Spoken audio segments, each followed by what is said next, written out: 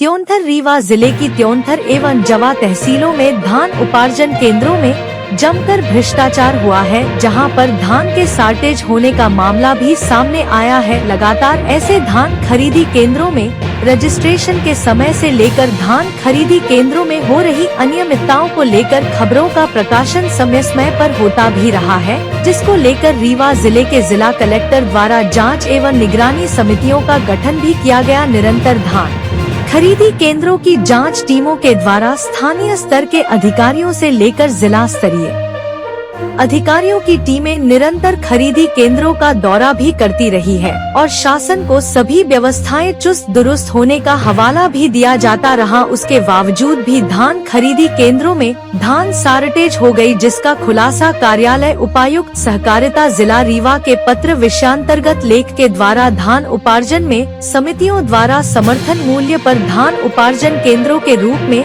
कार्य किया गया और उपार्जन अनुबंध के अनुसार FAQ का सही तौल मात्रा कर परिधान किया जाना था, किंतु बोरियों में कम वजन कर शार्टेज राशि बढ़ आकर संस्था को क्षति पहुंचाई गई है, जिसके जिम्मेदार संस्था की न होकर व्यक्तिगत है, जिसमें समिति प्रबंध को बटा उपार्जन केंद्र प्रभारियों को 3 दिवस के अंदर जमा कराने का उल्लेख किया है, जिसमें त्योंथर क्षेत्र की समितियों में प्रमुख रूप से सेवा सहकारी समिति त्योंथर, सोहागी, सोहरवा, बरहा जैसे जिले के ऐसे सभी को मिलाकर 51 समितियों में धान शार्टेज का मामला प्रकाश में आया है। गोदामीकरण में भी समिति प्रबंधकों द्वारा गलत तरीके से धान का एडजस्टमेंट गोदामों के प्रभारियों से कराया गया है या कराया जा रहा है, जबकि धान गोदामों में गई ही नहीं। उच्च स्तर पर यदि गोदामों की जांच करा ली जावे तो गोदाम प्रभारी नान के अधिकारियों कर्मचारियों जिन्होंने शासन को चूना लगाया है, उनकी पोल स्वमेव खुलती नजर आएंगी। शासन के द्वारा इतनी टीमों का गठन किया गया, उसके बावजूद धान शार्ट हो गई, जिससे स्पष्ट प्रतीत हो रहा है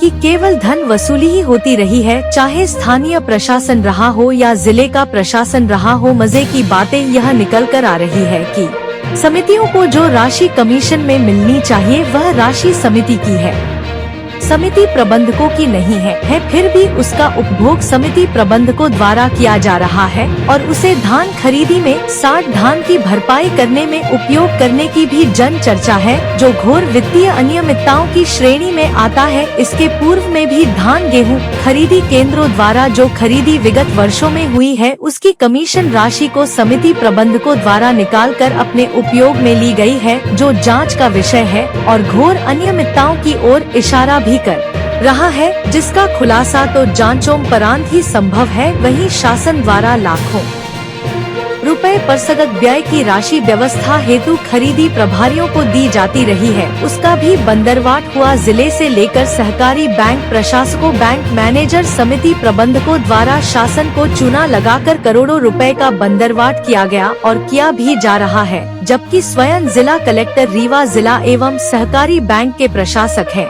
यदि सही तरीके से निष्पक्ष जांच हो जाए तो धान खरीदी केंद्रों में हुई भ्रष्टाचार की पोल खुलती नजर आएंगी। भ्रष्टाचार और अपात्र फीडिंग की शिकायतें जो होती रही है, वह कहीं न कहीं सामने आ रही है। अभी और खुलासा होगा यदि निष्पक्ष जांच हो जाए तो, किंतु जांच होगी भी या नहीं यह तो भविष्य के गर्भ में है। आइए आपको सुनाते हैं वरिष्ठ समाज सेवी एवं पूर्व अध्यक्ष अधिवक्ता संघ त्योथर की जुबानी आपकी खबर। हमारी नजर हमारे संवाददाता कमलेश शुक्ला के साथ दिनेश द्विवेदी की स्पेशल रिपोर्ट। इस समय हमारे सामने वरिष्ठ समाज सेवी एवं अधिवक्ता संघ के पूर्व अध्यक्ष पंडित ब्रह्म नारायण शर्मा जी मौजूद हैं। शर्मा जी, जो धान खरीदी धान उपार्जन केंद्र त्योथर और जवा तहसीलों में बनाए गए थे, यहाँ पर प्राय ही देखने मिला है अधिकांश सोसाइटियों में जो है धान शार्टेज हुई जांच में, जिसकी हम लोगों ने शुरू से ही इसकी मुतालबत करते रहे रजिस्ट्रेशन से में कि तमाम तरह के भ्रष्टाचार किए गए, जो अब निकल करके सामने आ रही। संदर्भ में क्या कहना चाहेंगे? देखिए, धान रजिस्ट्रेशन से लेकर के पूरे जिले में आपके चैनल के माध्यम से धान का गलत रजिस्ट्रेशन लोगों के नाम पर किया गया, जिसका खुलासा निश्चित रूप से आपके माध्यम से, चैनल के माध्यम से हुआ। उसके लिए मैं आपको साधुवाद देना चाहता हूं।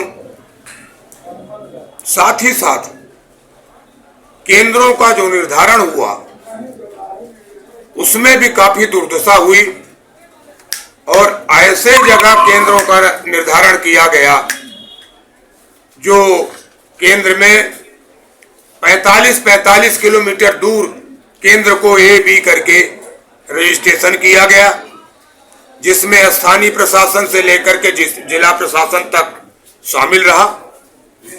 इसके बाद आप ताजुब करेंगे, किसानों से तौलाई ली जाती है, पूरे केंद्रों में धान अधिक मात्रा में ली जाती है। शार्टेज कहाँ हुई? शार्टेज यहाँ हुई कि प्रभारियों ने अपने अपने चहेते लोगों के नाम से रजिस्ट्रेशन कर दिया और धान बुक कर दिया। धान की मात्रा अधिक दिखा करके उसको बुकिंग कर दिया कि पैसा हड़प लिया जाएगा।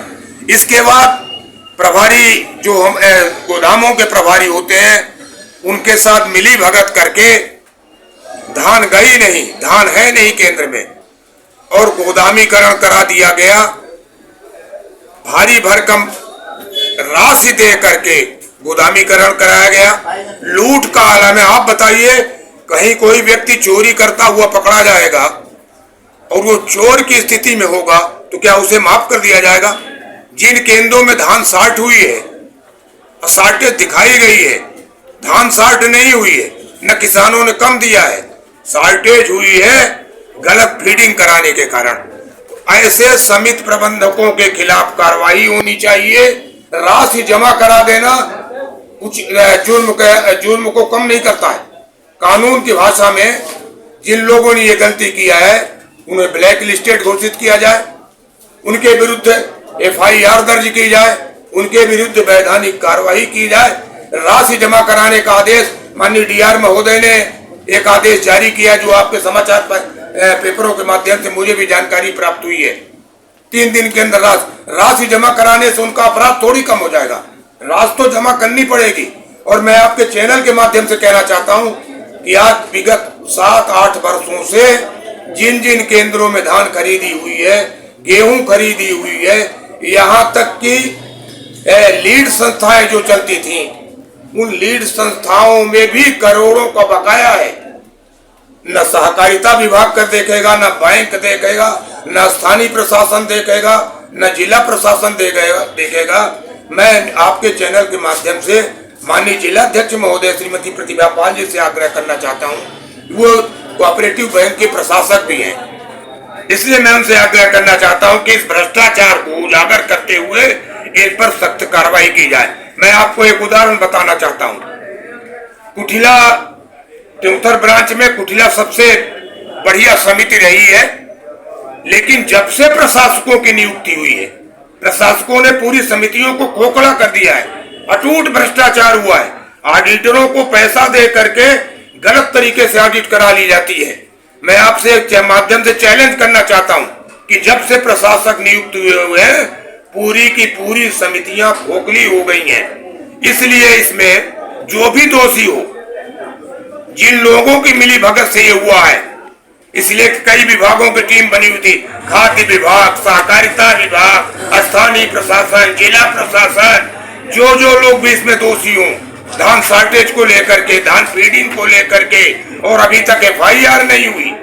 और अब एक खेल और किया जा रहा है कि जो समितियों को कमीशन की राशि मिलनी है, प्रासंगिक व्यय मिलना है, उससे मिलकर के चाहे ब्रांच मैनेजर हो, चाहे सहकारिता विभाग के अधिकारी हो, चाहे स्थानीय प्रशासन हो, खाद्य प्रशासन हो, सब लोग मिलकर के ये प्रयास कर रहे हैं कि समिति प्रबंधक को बचा करके इस राशि को उसमें समायोजित करा दिया है। तो क्या ये राशि जो है समिति की होती है, समिति प्रबंधकों की? निश्चित रूप से ये राशि समिति की होती है।